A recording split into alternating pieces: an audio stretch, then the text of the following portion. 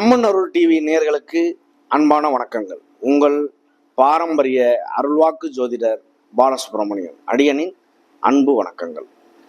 என்றும் குருவழியில் குருவை நேசிப்போம், குருவை போற்றுவோம்.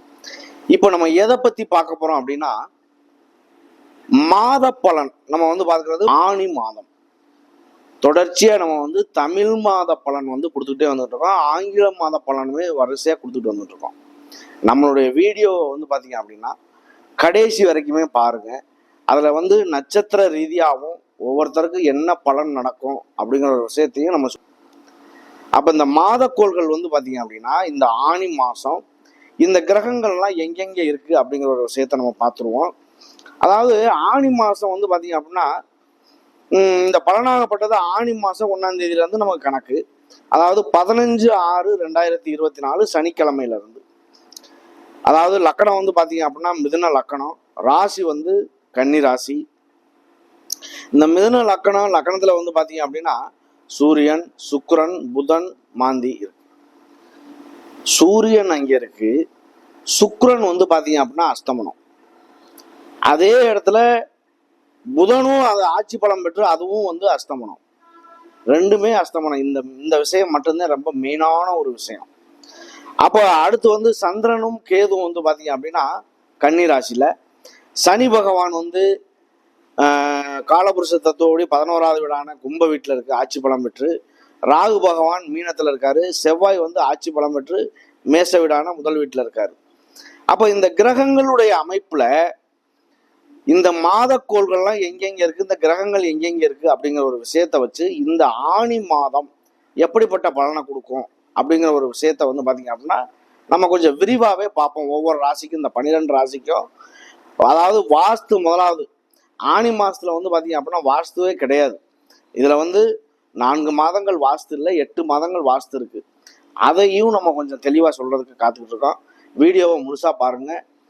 12 ராசிகளுக்குமே எப்படிப்பட்ட பலனை கொடுக்கும் அப்படிங்கிற ஒரு விஷயத்த விரிவா. அன்பார்ந்த மீன ராசி அன்பர்களே, இந்த மீன ராசி காலபுருஷரின் 12வது இடம். மீன ராசியினுடைய அதிபதி குரு பகவான். இந்த குரு பகவானுடைய ராசியான அதாவது உபய ராசி. இந்த உபய ராசி பார்த்தீங்க அப்படின்னா தன்னலம் கருதாது பிறர் நலம் கருதக்கூடியவர்கள், சுயநலம் இல்லாமல் பொதுநலமாக செயல்படக்கூடிய ஒரு நபர்கள்ல இந்த மீன ராசி நேயர்களும் ஒன்றும்.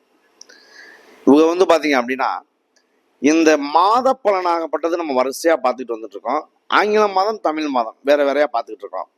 இதுல பார்த்தீங்க அப்படின்னா இந்த தமிழ் மாதத்துல குரோதி வருடம் ஆணி மாதம் எப்படிப்பட்ட ஒரு பலனை கொடுக்கும் அப்படிங்கிறத நம்ம விரிவா பார்க்கணும்.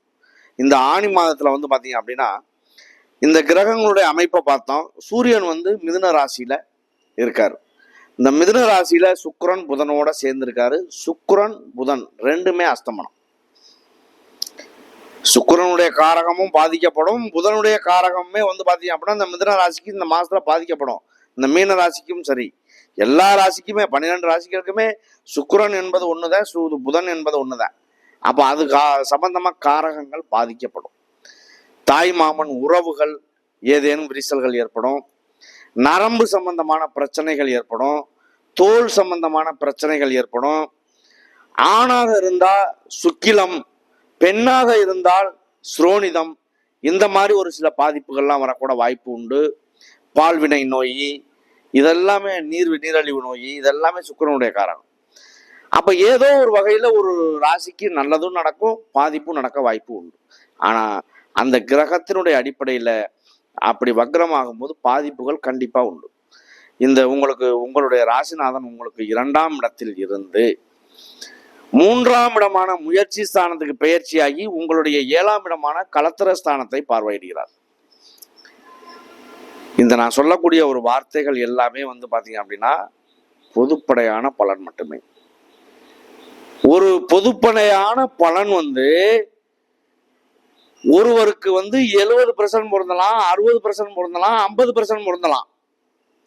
100% சக்சஸா இருக்குமா அப்படின்னா இருக்க வாய்ப்பு இல்லை. உங்களுடைய விதி ஜாதகம், உங்களுடைய பிறப்பு ஜாதகம், ஜனன ஜாதகம், உங்களுடைய தசாபுத்தி காலங்கள், உங்களுடைய கோச்சாரத்தினுடைய பலன்கள், இதுதான் உங்களுக்கு நல்லது கெட்டதை தீர்மானிக்க முடியும். நான் சொல்றது 12 ராசிக்கு பொதுப்படையான பலனை சொல்லிட்டு போயிடுவேன். உங்களுடைய பலன் என்னங்கிறது தெரியும்ல. ஒரு வீட்டில் 10 பேர் இருக்காங்கன்னா 10 பேருக்கும் ஒரே மாதிரி ஜாதகம் இருக்கா? 5 நிமிஷம் முன்ன பின்ன பிறந்தாலுமே அதுவே மாறுது. ரெட்டை குழந்தையா பிறக்குது அப்படின்னா அதுலேயே ஜாதகம் மாறுது. அப்போ இதை பொறுத்தளவுக்கு எப்படி இருக்கும்?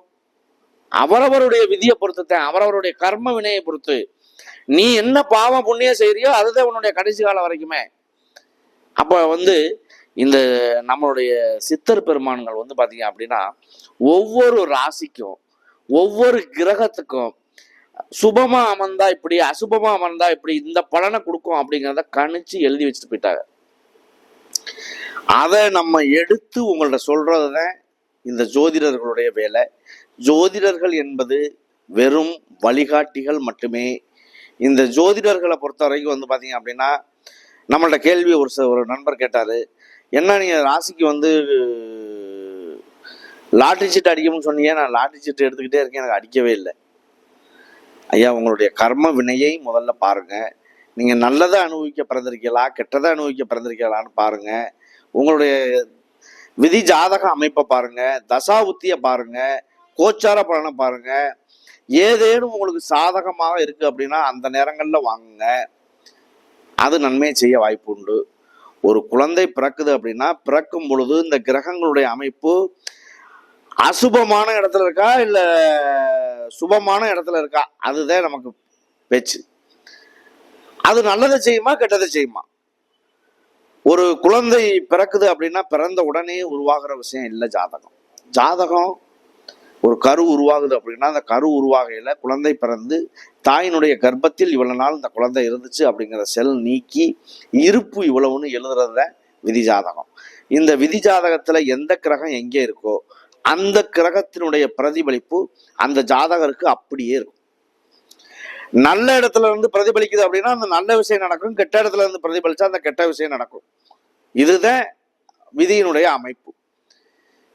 தசாபுத்தி காலங்கள் முன்னேற்றலாம், கோச்சார காலங்கள் முன்னேற்றலாம். இந்த மாத பலன் நீண்ட நாள் பயணம் செய்யக்கூடிய கிரகங்களான குரு பகவான், ராகு, கேது, சனி பகவான் என்ன பலனை கொடுப்பாங்களோ அதே பலனை ஒரே மாதத்துல அள்ளி கொடுத்துட்டு போகக்கூடிய பலன் உண்டு இந்த மாத கோள்களுக்கு.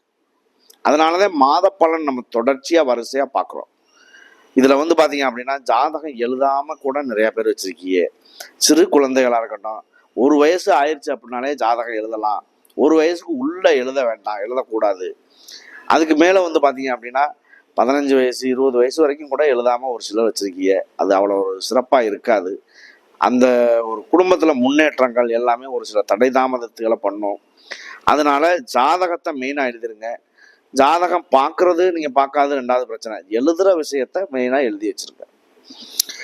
இதுல பாத்தீங்க அப்படின்னா இந்த குரு பகவான் 3ஆம் இடத்துக்கு பயிற்சியாகி உங்களுடைய 7ஆம் இடத்தை பார்க்கறதுனால திருமணம் சார்ந்த விஷயங்கள், மறுமணம் சார்ந்த விஷயங்கள், அதுலேயும் காதல் திருமணங்கள் கைகூடும். இந்த மாதிரி ஒரு விஷயங்கள் எல்லாமே கைகூட வாய்ப்பு உண்டு. அதுலேயும் இந்த கிரகங்களுடைய அமைப்புல சந்திரன், கேது உங்களுடைய 7ஆம் இடத்துல இருக்கிறதுனால அதுவே பார்த்தீங்க அப்படின்னா ஒரு சில குறைபாடுகளை சந்திச்சிருப்பீங்க. குருவினுடைய பார்வை படுறதுனால மிக மிக ஒரு நல்லதாக மாறுறதுக்கான வாய்ப்பு உண்டு. உங்களுடைய 9ஆம் இடமான பாக்கியஸ்தானம், அப்பாவுடைய ஸ்தானம், அப்பா வழி சொத்துக்கள், அப்பாவின் வழியில் கிடைக்கக்கூடிய பங்கு பலன்கள் எல்லாமே சுமூகமாக மாற வாய்ப்பு உண்டு.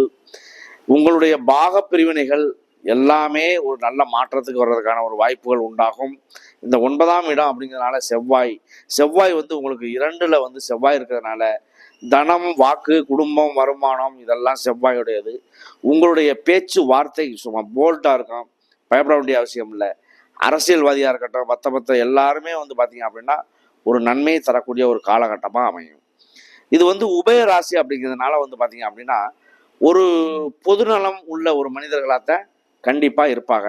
அவங்கள பொறுத்தவரை இந்த ராசி பலன்லையும் சரி, நடக்கக்கூடிய கோச்சாரங்களும் சரி, விதி ஜாதகமும் சரி, இந்த ஆணி மாதம் பார்த்தீங்க அப்படின்னா விரயச்சனி உங்களுக்கு ஓடிக்கிட்டு இருக்கு. விரயச்சனியினுடைய தாக்கத்தில் பணங்காசு கையில் இல்லாமல் இருக்கிறீங்க அப்படின்னா அதை பற்றி பேச்சு இல்லை. பணங்காசு கையில் வச்சுருந்தா சுப செலவாக பண்ணிடுங்க. சுப செலவு அப்படிங்கிறது ரொம்ப முக்கியமான ஒன்று. அசுப செலவு பண்ணுறீங்க அப்படின்னா அது கைக்கு வந்து சேராத முதலீடு. அதனால நிதானமான ஒரு வாழ்க்கையை நடத்துவது உங்களுக்கு நல்ல ஒரு மாற்றத்தை சந்திக்கிறதுக்கான ஒரு வாய்ப்புகள் உண்டாக்கும். முதல் நட்சத்திரம் பூரட்டாதி நட்சத்திரம். பூரட்டாதி, உத்திரட்டாதி, ரேவதி. பூரட்டாதி நட்சத்திரம் ஒரு பாதம் மட்டும் அதுல வரும். பூரட்டாதி நட்சத்திரம் என்பது குருவுடைய நட்சத்திரம். குருவுடைய நட்சத்திரம் சொந்த வீட்டிலே இருக்கிறதுனால சாத்வீகமான குணத்தை கொண்டவர்களாக இருப்பாங்க. அமைதி குணம், அமைதியான நடைமுறைகள் எல்லாமே சுமூகமா கையாளக்கூடிய வழிகளை கண்டுபிடிச்சுக்குவாங்க. இது இந்த பூரட்டாதி நட்சத்திரத்தினுடைய குணாதிசயம். உத்திரட்டாதி அப்படிங்கிறது சனி பகவானுடைய நட்சத்திரம். சனி பகவான் உங்களுக்கு 11க்கும் 12க்கும் உள்ள அதிபதி. அவருடைய இது வந்து பார்த்தீங்க அப்படின்னா இன்னைக்கு ஒரே சனியே ஓடிக்கிட்டு இருந்தாலும், சனியினுடைய தாக்கம் இருந்தாலும் அவர் வந்து வக்ரமாக போறாரு. வக்ரமாகக்கூடிய அந்த ஒரு 140 நாள் 150 நாள் பக்கம் வருது. அந்த காலகட்டம் வந்து பார்த்தீங்க அப்படின்னா உங்களுக்கு ஒரு ப்ளஸ் பாயிண்டாக அமையும். கெட்டவன் கெட்டிடில் கெட்டிடும் ராஜயோகம்னு சொல்லக்கூடிய ஒரு நேரம் வருது. அதை பயன்படுத்திடுங்க. அடுத்து வந்து பார்த்தீங்க அப்படின்னா ரேவதி நட்சத்திரம். ரேவதி நட்சத்திரம் என்பது புதனுடைய நட்சத்திரம். புதன் பகவான் வந்து பார்த்தீங்க அப்படின்னா முழுமையாக ஒரு ஆசிரியர், குருமார்கள், தேவகுரு, அசுரகுருன்னு நம்ம சொல்கிற மாதிரி கோயிலில் வேலை பார்க்கக்கூடிய குருமார்கள், இவங்க எல்லாமே வந்து பார்த்தீங்க அப்படின்னா இந்த ரேவதி நட்சத்திரக்காரர்கள் அதிகமாக இருப்பாங்க. பேச்சு ஆசிரியர்கள், பட்டிமன்ற பேச்சாளர்கள், இவங்கெல்லாம் பாருங்க அந்தனுடைய ஆதிக்கத்தில் தான் இருப்பாங்க. அப்போ இந்த மீனராசியை பொறுத்தளவுக்கு குரு ஸ்தானத்தில் இருக்கக்கூடிய நபர்கள் அனைவருமே இந்த குருவினுடைய அமைப்புலதே வருவாங்க. இப்போ இவங்களை பொறுத்தளவுக்கு வந்து பார்த்தீங்க அப்படின்னா புதன் அப்படிங்கிறதுனால, புதன் வந்து மீன வீட்டுக்கு வர்றாரு அப்படின்னா அவர் நீசம். அதுலேயும் இந்த உத்திரட்டாதி ரேவதி நட்சத்திரத்தில் வந்தால் சுத்தமாக வேலை செய்யும். இப்போ இதை பொறுத்தளவுக்கு வந்து பார்த்தீங்க அப்படின்னா இன்னைக்கு நடைமுறைக்கு திருமணம் சார்ந்த விஷயங்கள் கைகூடும், மறுமணம் சார்ந்த விஷயங்கள் கைகூடும். அது இல்லாமல் குழந்தை பேர் சம்பந்தமான விஷயங்கள் கண்டிப்பாக கைகூடி வரும்.